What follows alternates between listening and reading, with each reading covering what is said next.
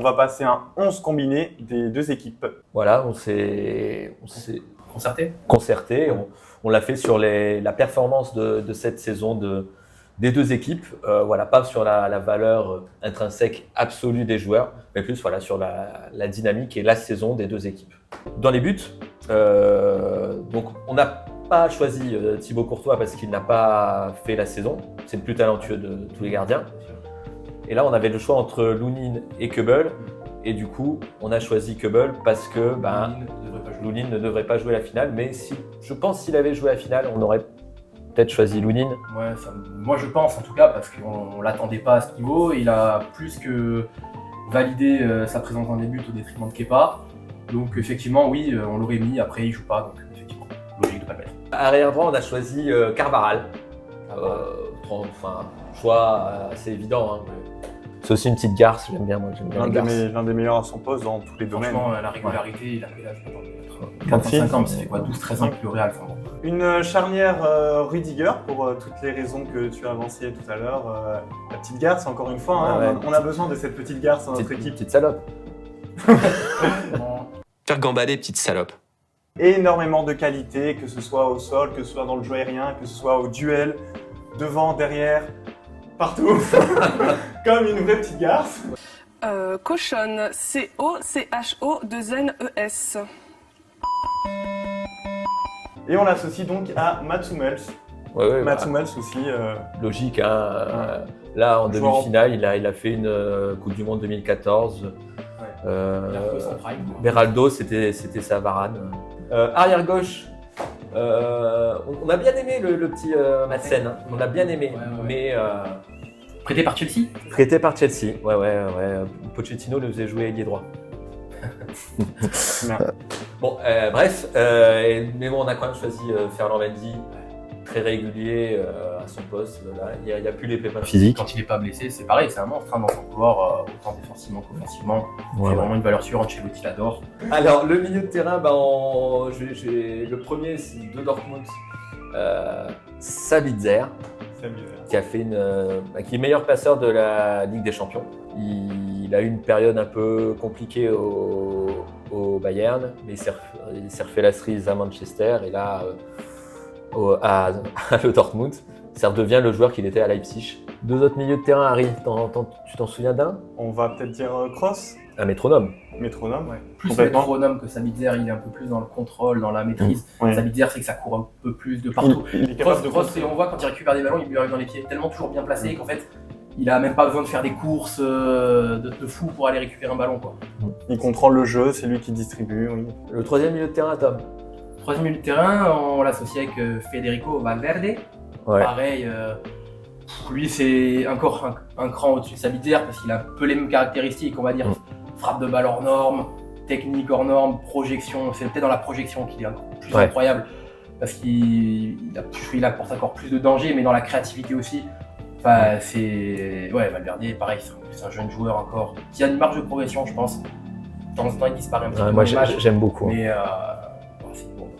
Eh ben, on déploie nos ailes. Avec, on donne les deux d'un coup.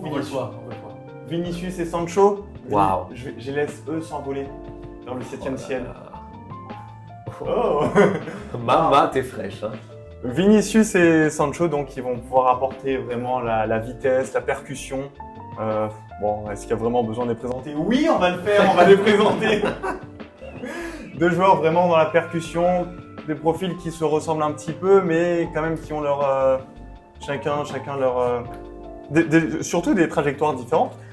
Mais là, je sens que les gens en commentaire, nos millions d'abonnés, d'ailleurs, n'hésitez pas à vous abonner, activer la cloche, commenter le 11, mais en commentaire, ils vont dire mais où est Rodrigo? Where is Rodrigo? Donde está Rodrigo? Qui est William?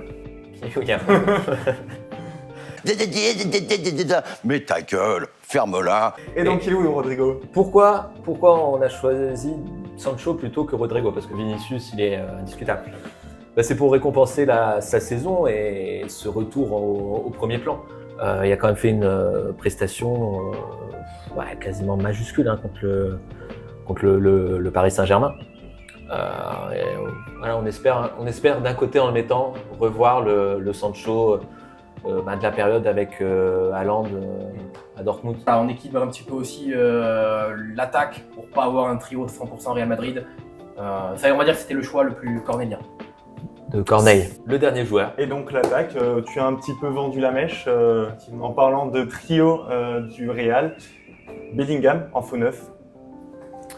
Comment ne pas le mettre, surtout par rapport à la concurrence. Oui, Dortmund, entre Füllkrug voilà. et lui. Je pense qu'il n'y a vraiment pas photo. Il fait une saison hors norme, s'imposer de cette façon au Real à 20 ans pour sa première saison à la Maison Blanche. C'est, je parle pas de Bill Clinton, Denzel Washington. C'est des cons, j'ai rien d'autre à dire, sont des cons. Non, s'imposer de cette façon au Real, c'est incroyable. Il a pas, dès le début de saison, c'est lui qui a porté l'équipe. Mais tout ça pour dire que c'est vrai c'est quand même un joueur très complet. Il est bon de la tête. On l'a vu marquer plusieurs buts de la tête. Il est bon dans la distribution. Il est bon dans la finition. Pour un joueur qui est à la base milieu de terrain, franchement, c'est un très très bel apport. Son idole, c'est Zidane. Et quand on voit si je me trompe pas, le but qu'ils mettent à City, le contrôle orienté, c'est un contrôle orienté à la Zidane. Et ça fait une éternité que j'ai pas vu un mec faire un contrôle comme Zidane. Et oui, c'est à regarder, il est magnifique à regarder jouer.